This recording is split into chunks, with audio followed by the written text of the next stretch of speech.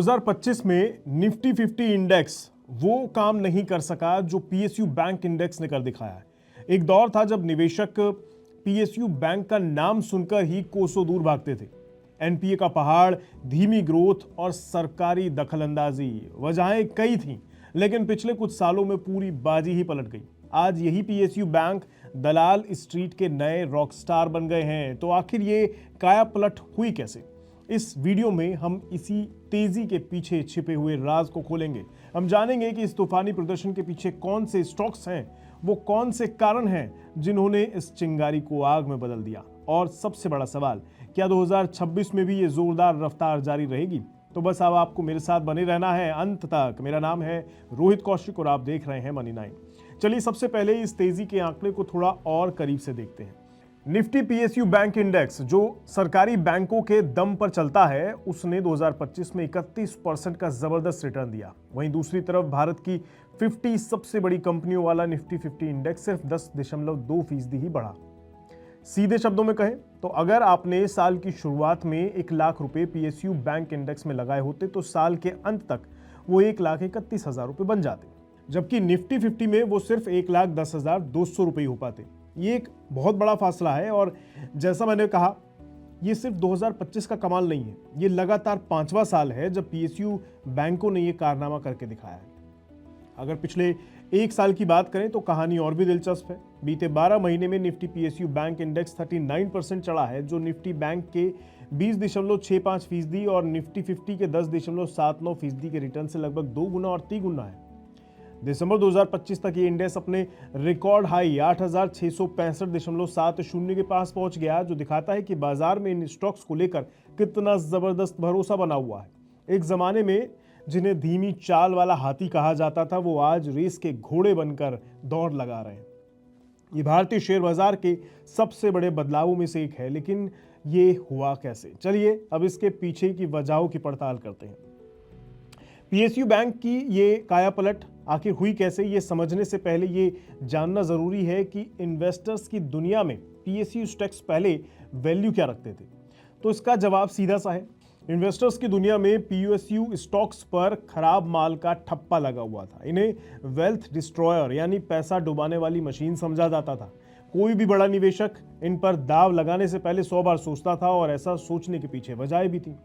इनका सबसे बड़ा दुश्मन था एनपीए यानी नॉन परफॉर्मिंग एसेट्स।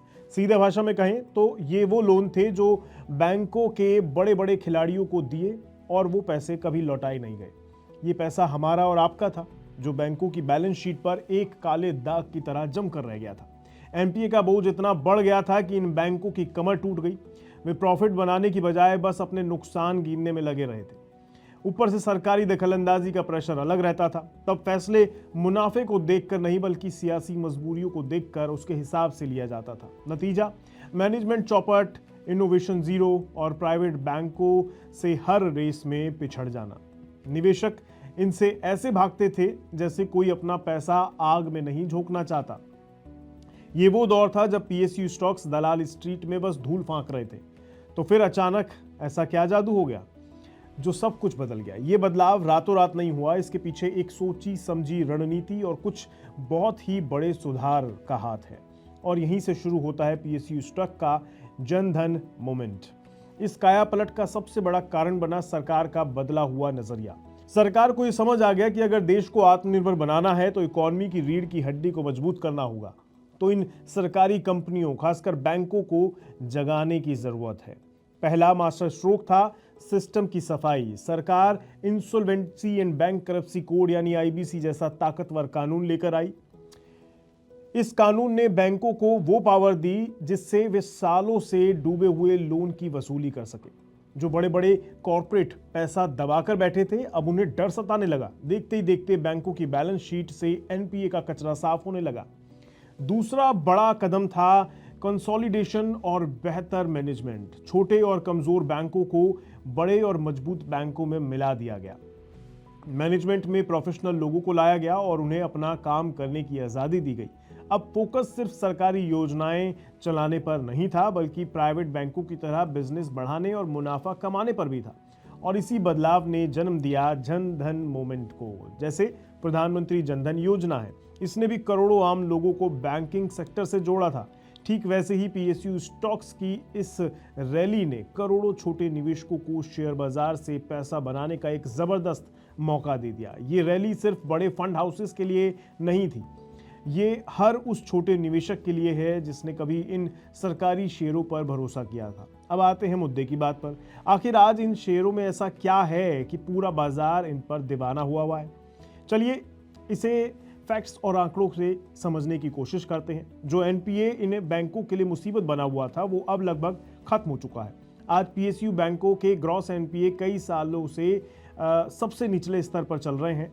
मिसाल के तौर पर इंडियन बैंक का ग्रॉस एनपीए अनुपात गिरकर सिर्फ 1.72% रह गया है, जो कई नामी प्राइवेट बैंक से भी कई ज्यादा बेहतर है। आज भारत की अर्थव्यवस्था तूफानी रफ्तार से भाग रही है और इसे भगाने के लिए चाहिए लोन का ईंधन। इंफ्रास्ट्रक्चर से लेकर छोटे बिजनेस और आम आदमी तक हर सेक्टर में लोन की डिमांड आसमान छू रही है। सिस्टम में क्रेडिट ग्रोथ करीब 12% सालाना की दर से बढ़ रही है। दिसंबर 2025 में खत्म हुई तिमाही के नतीजे अगर आप देखें तो पीएनबी यानी पंजाब नेशनल बैंक के लोन 11% बढ़े हैं, तो वहीं बैंक ऑफ बड़ौदा के लोन 14.6% बढ़े हैं। जब लोन की मांग बढ़ती है तो बैंकों की कमाई भी सीधे सीधे बढ़ जाती है। सीधी भाषा में कहें तो पहले पीएसयू बैंक के शेयर कौड़ियों के भाव मिलते थे क्योंकि उन्हें खराब माना जाता था, लेकिन अब उनकी परफॉर्मेंस सुधर रही है। अब जब परफॉर्मेंस सुधर गई तो बैलेंस शीट साफ हो गई है और वे मुनाफे में कमा रहे हैं, उनको मुनाफा हो रहा है, तो बाजार उन्हें सस्ता मानने को तैयार नहीं है। इसी को कहते हैं री रेटिंग। लेकिन मजे की बात यह है कि इतनी जबरदस्त रैली के बाद भी निफ्टी पीएसयू बैंक इंडेक्स का पीई अनुपात करीब 8.1x पर है, जो इसके 5 साल के औसत 11.2x से अब भी कम है। इसका मतलब शायद पिक्चर अभी बाकी है। तो सबसे बड़ा सवाल, क्या ये पार्टी 2026 में भी चलेगी? क्या ये रफ्तार सरकारी बैंकों की यूं ही कायम रहेगी? ज्यादातर एक्सपर्ट्स का मानना है कि 2026 में भी पीएसयू बैंकों का जलवा कायम रहने की उम्मीद है। इसकी वजह यह है कि ये रैली किसी अफवाह पर नहीं बल्कि जमीनी हकीकत और सुधारों पर टिकी है। आने वाला बजट 2026 कंपनियों के तिमाही नतीजे और ग्लोबल मार्केट की स्थिरता इस सेक्टर को और ताकत दे सकती है। ये रैली इतनी मजबूत रही है कि 6 जनवरी 2026 को निफ्टी पीएसयू बैंक इंडेक्स ने 8,790 का अपना ऑल टाइम हाई लेवल छू लिया। देश का सबसे बड़ा bank state bank of India यानी एसबीआई 1006 के स्तर पर ट्रेड कर रहा है। ये सिर्फ एक छोटा सा उदाहरण है कि निवेशकों का भरोसा किस कदर लौटा है, लेकिन इसका ये मतलब बिल्कुल भी नहीं है कि आप आंख बंद करके कहीं भी किसी भी पीएसयू स्टॉक को खरीद लें। एक्सपर्ट्स अब सेलेक्टिव बाइंग यानी चुन चुन कर अच्छे शेयर खरीदने की सलाह दे रहे हैं। ऐसे बैंकों पर फोकस करना समझदारी होगा आपके लिए जिनकी असेट क्वालिटी सबसे दमदार है, कैपिटल बफर मजबूत है और वैल्यूएशन अब भी आकर्षक बने हुए हैं। इस लिस्ट में एसबीआई, कैनरा बैंक और इंडिया बैंक जैसे नाम शामिल हैं जो सबसे आगे भी चल रहे हैं। 2025 के अगर इनके आंकड़े देखें तो इंडियन बैंक ने 34%, कैनरा बैंक ने 33% का शानदार रिटर्न दिया है और 2025 में एसबीआई ने साल भर में लगभग 18% का रिटर्न दिया है।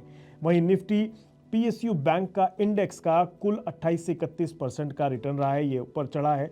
लॉन्ग टर्म में ये सेक्टर वैल्यू और ग्रोथ का एक बेहतरीन कॉम्बिनेशन दे सकता है, लेकिन हर साल 30 से 40% के रिटर्न की उम्मीद करना शायद सही नहीं होगा।